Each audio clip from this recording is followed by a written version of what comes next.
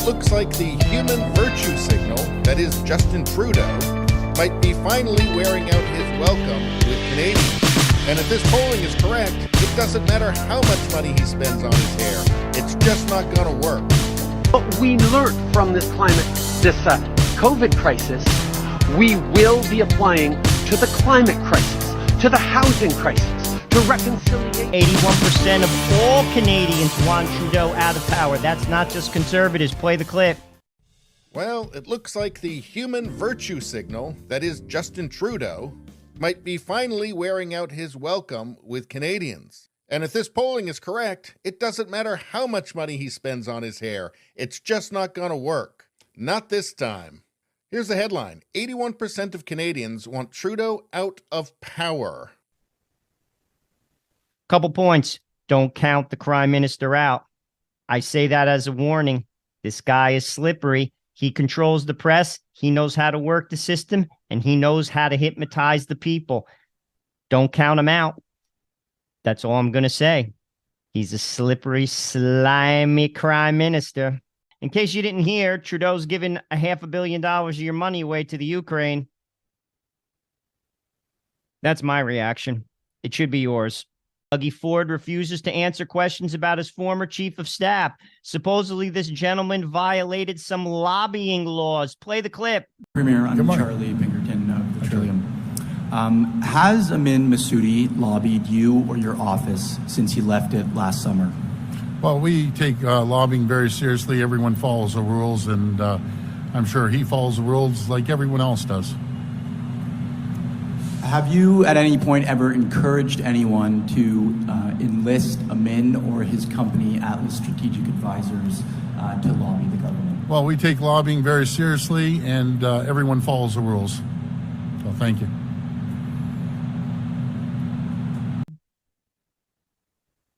What's the matter, Dougie? The cat's got your tongue. How many times this week on the news have you heard that the forest fires were caused due to climate change? How many times? Well, the Canadian Interagency Forest Fire Center says that that theory is not valid. Once again, let's follow the science. What do you think? Or should we listen to the CBC, who's basically just pushing a green energy narrative and wants to destroy the common man? I think we should follow the science. What do you say? Conservatives of Canada, quote unquote, conservatives of Canada, when questions asked about mutilating children, gender, castration, the best they can do is lower the price of milk. Just a little bit. Just a little bit. Let's ignore the children who are getting castrated. Oh, I forgot about the third trimester abortion.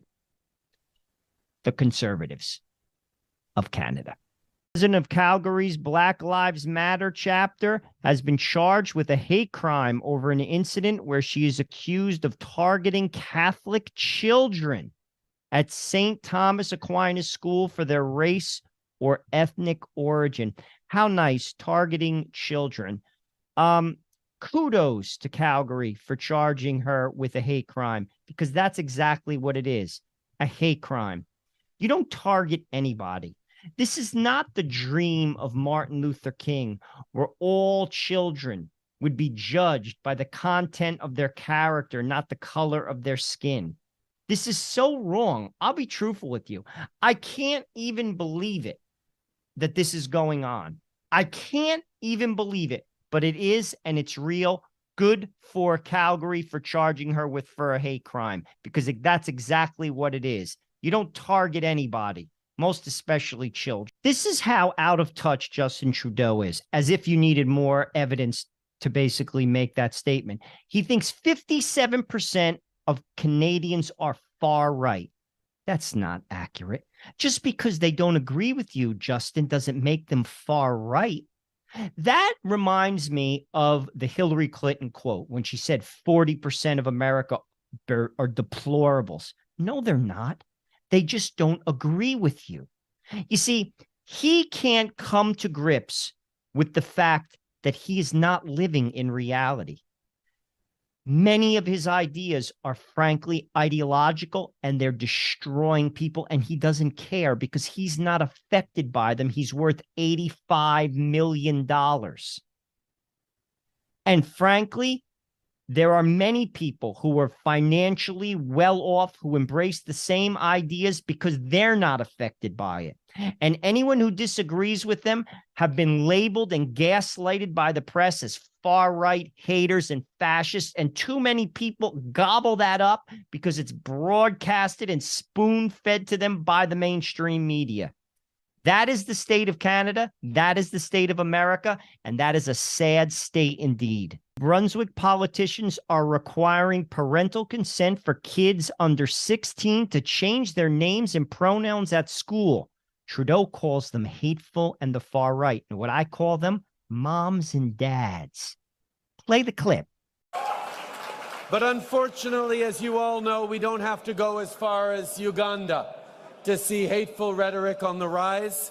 We're seeing that angry, hateful rhetoric rise on our continent, particularly targeting trans people. Trans people are among the most vulnerable people in the 2S LGBTQI+ community, facing high rates of violence and suicide. And far-right political actors are trying to outdo themselves with the types of cruelty and isolation they can inflict on these already vulnerable people. Right now, trans kids in New Brunswick are being told they don't have the right to be their true selves, that they need to ask permission. Well, trans kids need to feel safe, not targeted by politicians. We have to stand against this. We have to stand up for the freedoms we believe in and continue our work of letting love be louder than hate. Just a couple points.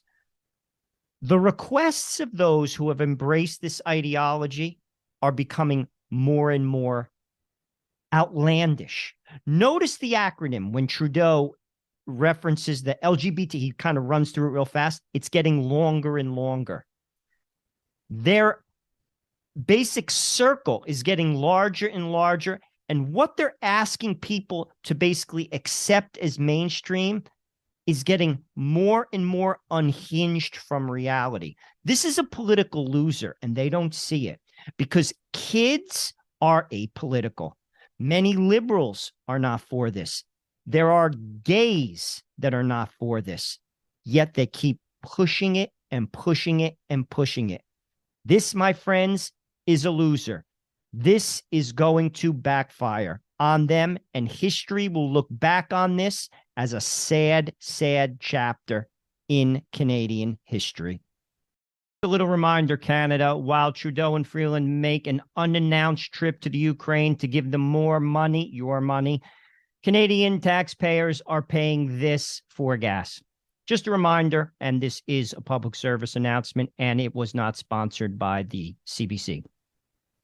I wanted to give you a little visual. This is Freeland and Trudeau in the Ukraine giving away your money. Justin has his hand on his heart. Freeland looks like she's a fifth grader about to ask a question in class, and she's got a smirk on her face like she's about to pass some wind. Can you say that? Can you say wind, pass, or just she looks like she may be farting? Another NDP politician caught lying. He said he was taking punches. Couple comments. I want to bring back the stockade. Back in the day when our country in America was founded, you had a stockade. If you did something like a politician, they put you in the stockade all day. This dude should be put in the stockade. I'm not quite there on the tarring and feathering. We also did that in America back in the day. I like that. For this, put him in the stockade and then throw like rotten cabbage at him. What do you think? You think that would maybe change his tune for another hate hoax? I'll tell you what. You can't make this stuff up, sadly. Have the Canadian people finally had enough? Play the clip. Leave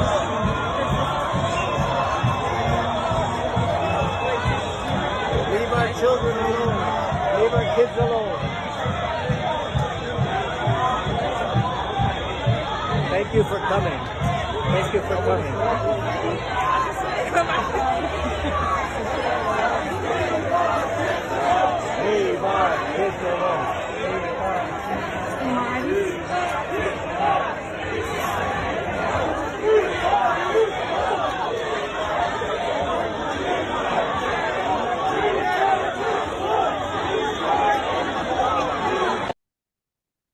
Leave our kids alone.